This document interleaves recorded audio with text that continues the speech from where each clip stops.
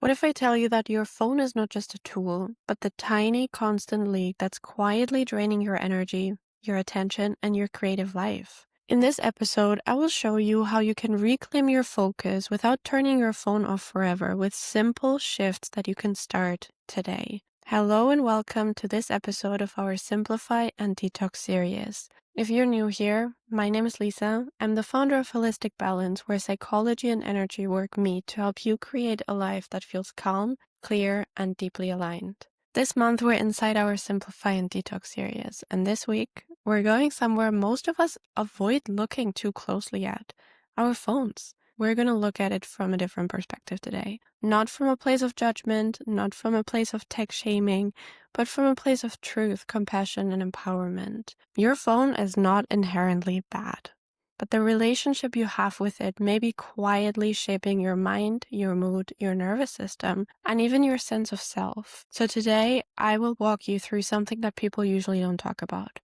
What your phone is actually doing to your brain, your energy field, your attention, and your emotional resilience. And you might be surprised because the shifts that help you reclaim your clarity are far more simple than you think. A lot of times I feel like we think of this huge overhaul. We have to change everything. We have to put our phones away for a whole week to rebuild and change our relationship with ourselves. I mean, don't get me wrong. If you want to put your phone away for a week, I'm all here for it, but you don't need to. And today we're going to talk about some really simple steps that you can take today, right now. So let's start with something that we all feel, but we rarely name and we rarely get to the root of it. That scattered, foggy feeling that makes it hard to finish tasks or to be present. So recently, a lot of people have told me that they feel like their brain is constantly with a lot of half-open tabs. And I got really intrigued by that because I do feel that also sometimes. And so I looked into it, and there's something called attention residue. And it basically, in simple terms, means every time you switch tasks, a part of your attention stays stuck on the thing that you just left. And it takes a few minutes to get that energy and that attention back. So when your phone pings, or a notification slides across your screen, or your mind wanders thinking about what you might be missing, your brain doesn't truly come back to the task that you're doing. Not fully, not right away. There's some research from Sophie Leroy that I'm going to link down below, and it basically supports this. Switching tasks, especially when the first isn't complete, reduces performance and focus on the next task. It's as if your mind gets fragmented into little pieces. And because phones are designed to constantly interrupt you, you end your day feeling mentally tired, unfocused, scattered, overwhelmed, and strangely unaccomplished. Even if you did a lot. Did you ever have that feeling of, at the end of the day, you felt like you were walking around the whole day, you were really exhausted, you were really tired, but at the same time you feel like you got nothing done, or you wasted half your day on your phone scrolling? Part of it is because of what I just told you. And that's not a personal flaw, that's by design.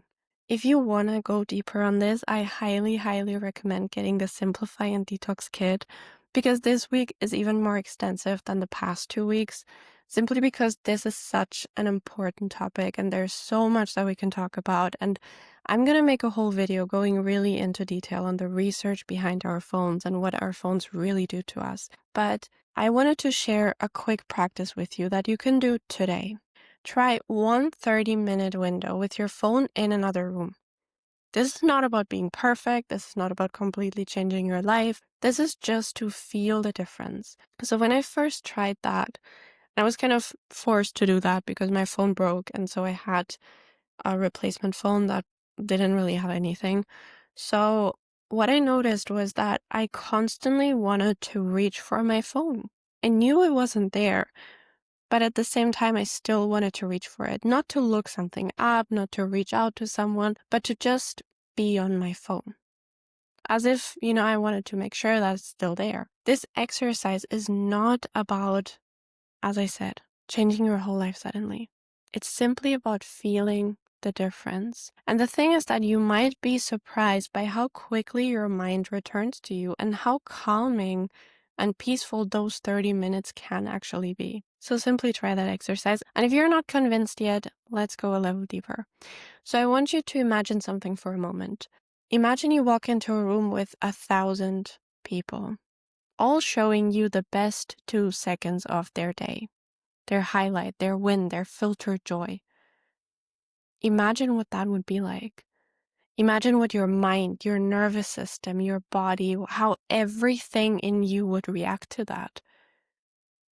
Your nervous system would be completely overwhelmed. Your mind would probably start going in circles because you didn't know what to focus on, but also you would start feeling so terrible about yourself because your hair is not perfect, your skin is not perfect, your body is not perfect, your day looks different, maybe your kitchen is not clean. All of the things that are going to start happening in your brain. And this is not a crazy scenario. This is exactly what happens with your phone. We weren't wired to witness this much information, this many people, or this level of curated perfection.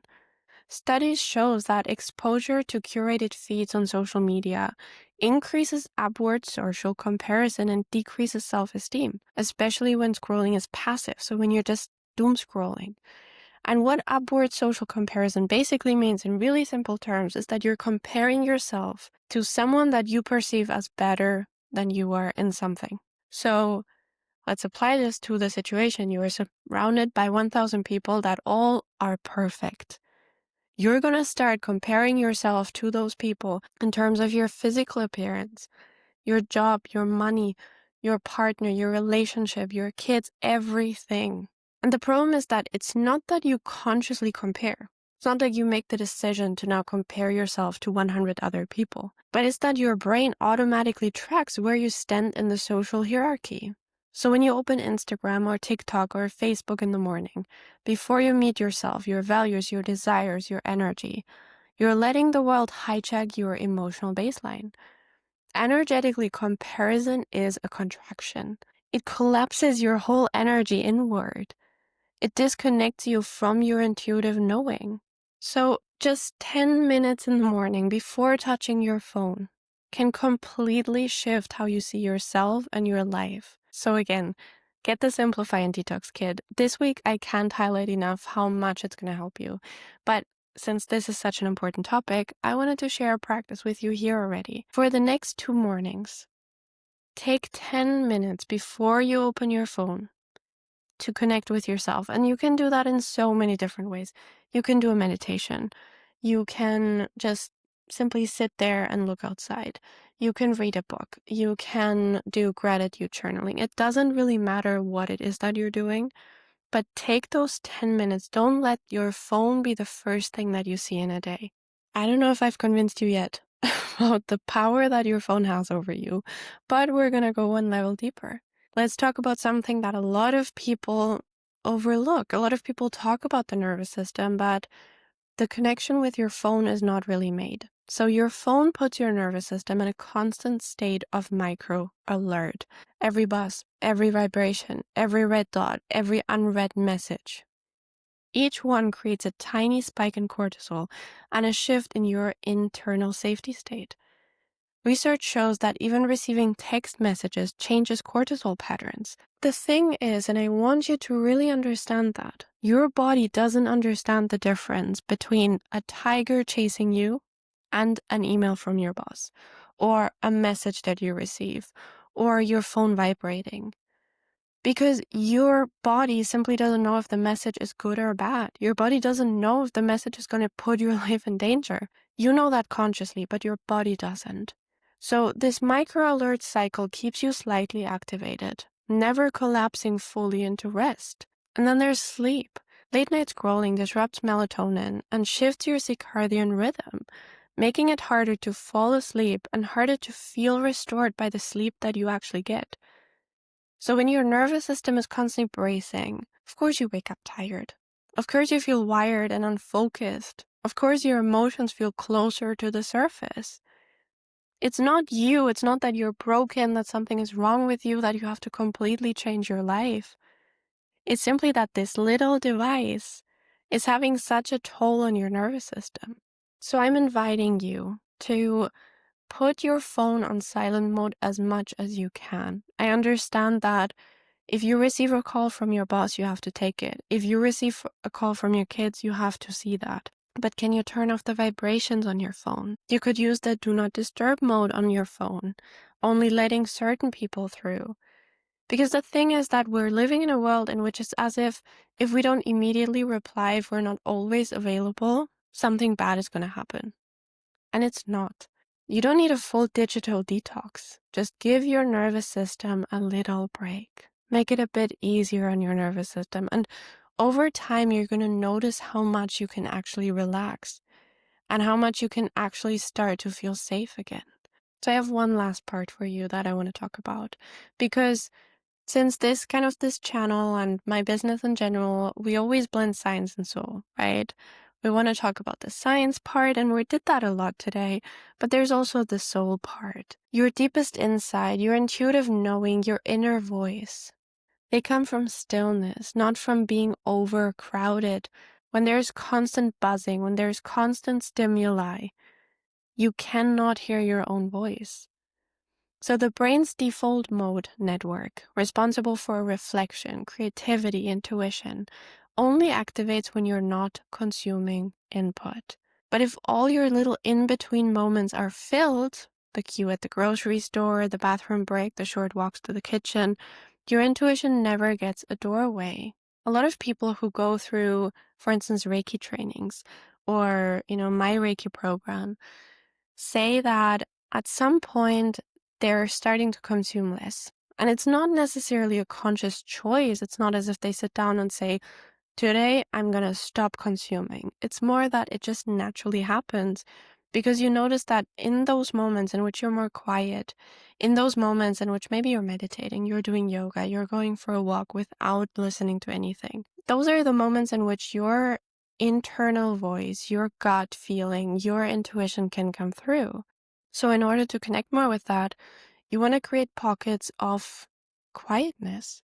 So depending on how much you use your phone, try to go 10 minutes, half an hour, 2 hours, a day, a weekend without your phone. I can tell you, when I read the book, How to Break Up with Your Phone, I went for a whole weekend without my phone, and it was, to this day, I think the most relaxing weekend I've ever had. Noticed how calm I was suddenly. And it was not that everything I did was different to other weekends, but it's just that I had those initial moments of, wanting to grab for my phone, wanting to check my phone.